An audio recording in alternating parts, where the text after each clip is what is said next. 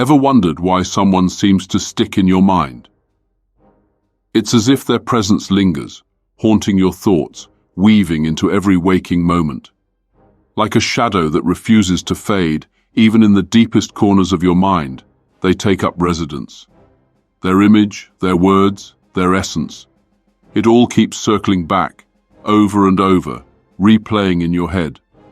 You can't escape it. Every time you try to focus on something else, there they are again, lingering in the background, like a whisper in the silence.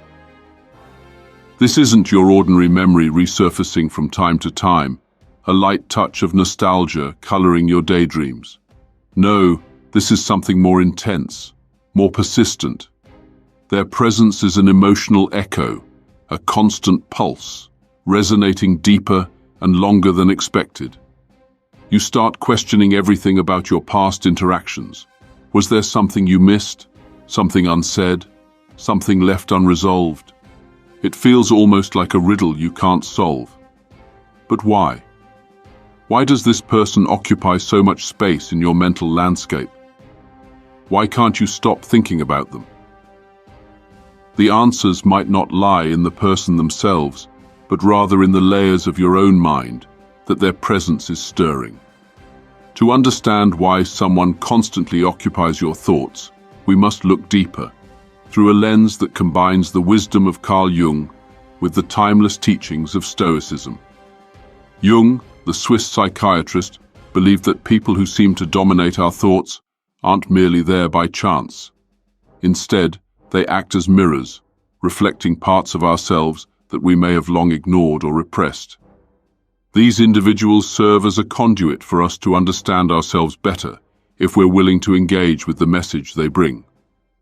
And in the spirit of Stoicism, we are reminded that external events, whether interactions with others or the thoughts that flood our minds, are opportunities for internal growth. The Stoics would advise us not to shy away from these persistent thoughts, but to engage with them, to investigate where they come from, and to understand what they reveal about our deeper selves. As Marcus Aurelius, a Stoic philosopher, once said, "Look within. Within is the fountain of good, and it will ever bubble up if thou wilt ever dig." This powerful insight directs us inward, urging us to use these moments of internal disturbance not as distractions, but as invitations to embark on a journey of self-discovery. So, as we explore the 5 unexpected secrets behind why someone might always be on your mind, let us view this as a chance to reflect and learn more about who we are.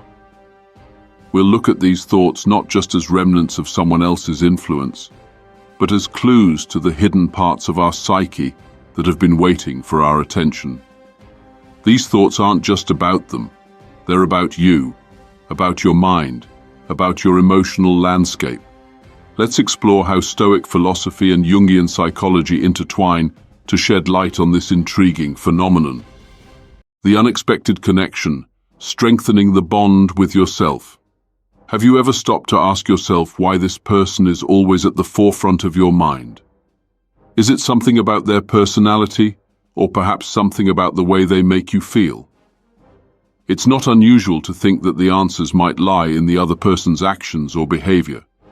However, when we step back and adopt a more introspective perspective, the real source of these thoughts might not be as external as we think. Jung believed that the people who occupy our thoughts often symbolize something deeper within ourselves.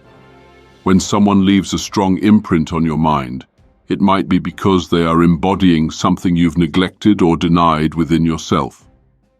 These individuals can act as a mirror, reflecting parts of your unconscious mind that are crying out for attention. What if they are revealing an aspect of yourself that you've ignored for too long? The Stoics would call this an exercise in self-awareness.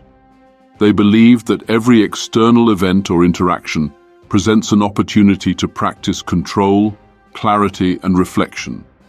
For example, Epictetus, one of the great Stoic philosophers, taught that whenever we feel overwhelmed by external circumstances, we should ask ourselves, what is within my power here?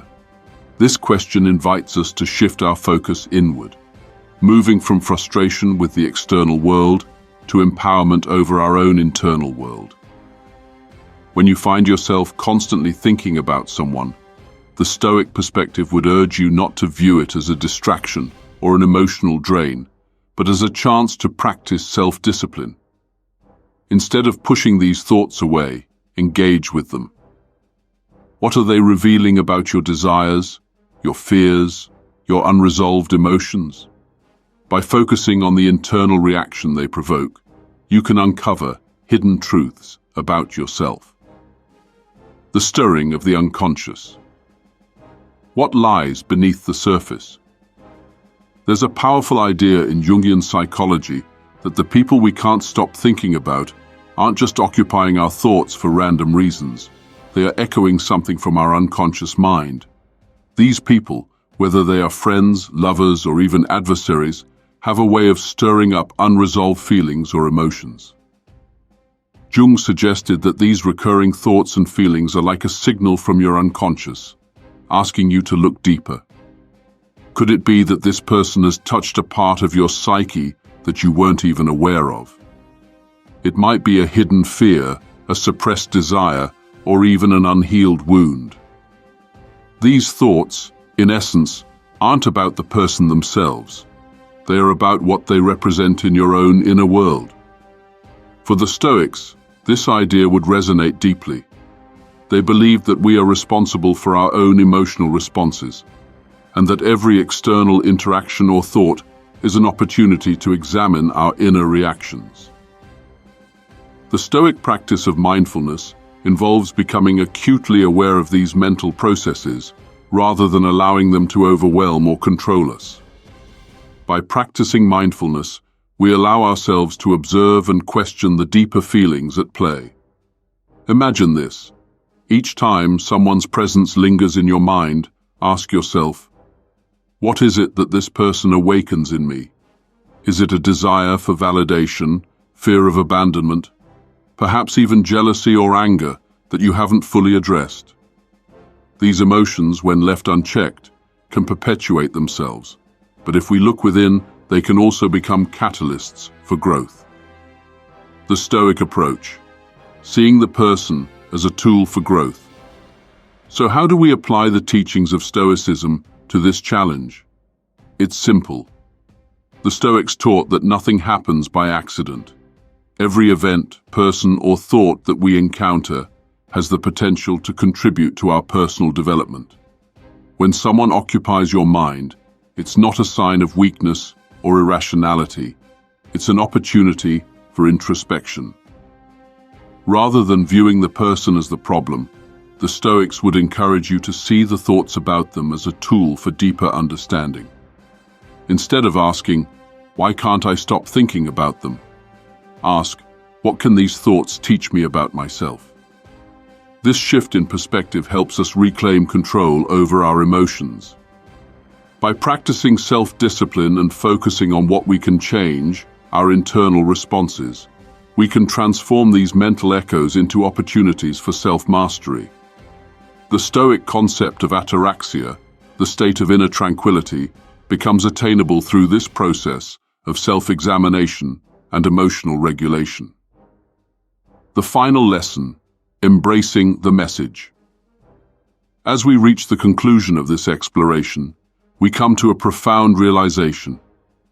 The person who is always on your mind is not just an external presence. They are a message from your own mind, inviting you to delve deeper into the layers of your psyche. These thoughts aren't random. They're a calling. Jung would say that the recurring thoughts about this person aren't about them. They're about you. The Stoics would say the same thing. Every external experience, including the people we meet and the thoughts they provoke, is an opportunity to practice self-awareness, emotional control, and personal growth. The next time you find yourself endlessly pondering someone's presence, stop for a moment and ask yourself, what is my mind trying to tell me? What truths about myself are waiting to be uncovered? Approach these thoughts with curiosity, not resistance. Engage with them as tools, not burdens. Because in the end, it's not the person who holds the power, it's you. The power lies in what you choose to learn from these persistent thoughts and how you use them to shape your journey toward greater understanding, serenity, and self-mastery. Conclusion: the path to inner tranquility. By applying both the wisdom of Carl Jung and the teachings of Stoicism, we gain a unique opportunity to not only understand why someone occupies our thoughts, but also to learn more about ourselves in the process. These thoughts